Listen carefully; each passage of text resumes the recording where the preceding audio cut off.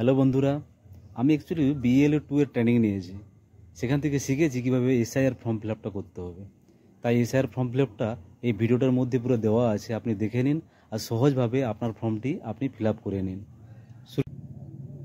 এইবার 2002 এর পর ভোটার লিস্টে যাদের নাম উঠেছে, 2025 পর্যন্ত যাদের নাম আছে, সেই ক্ষেত্রে আমার ফর্মটা ফিল আপ করে আমি দেখাচ্ছি।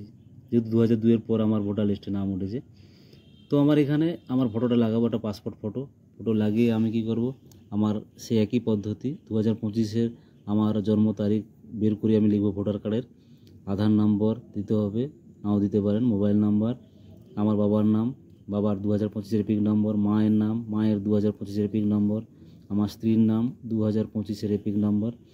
আমি আর বাম দিকের ফর্মটা ফিল আপ করবো না, আমাকে আসতে হবে ডান দিকের ফর্মটা। এইখানে আমার আত্মীয়ের বিবরণের নাম দিতে বলেছে। এই আত্মীয় বলতে আমার বাবার নাম দেবো, বাবার 2002-এর এপিক নম্বর দেবো। আত্মীয়র নাম বলছে, আমার এখানে আত্মীয়র নাম বলতে আমার দাদুর নাম লিখবো। এখানে সম্পর্ক কী হয়, বাবার সম্পর্কে আমার পিতা হয়। আমার জেলা, রাজ্যের নাম, বিধানসভা ক্ষেত্র যা আছে এটা 2002-এর যে আমার বাবার ডিটেলসটা আছে সেটা আমাকে ফিল আপ করতে হবে 2002-এর করে। আমি এখানটা একটা সই করে আমার ফর্মটা সাবমিট করে দেবো।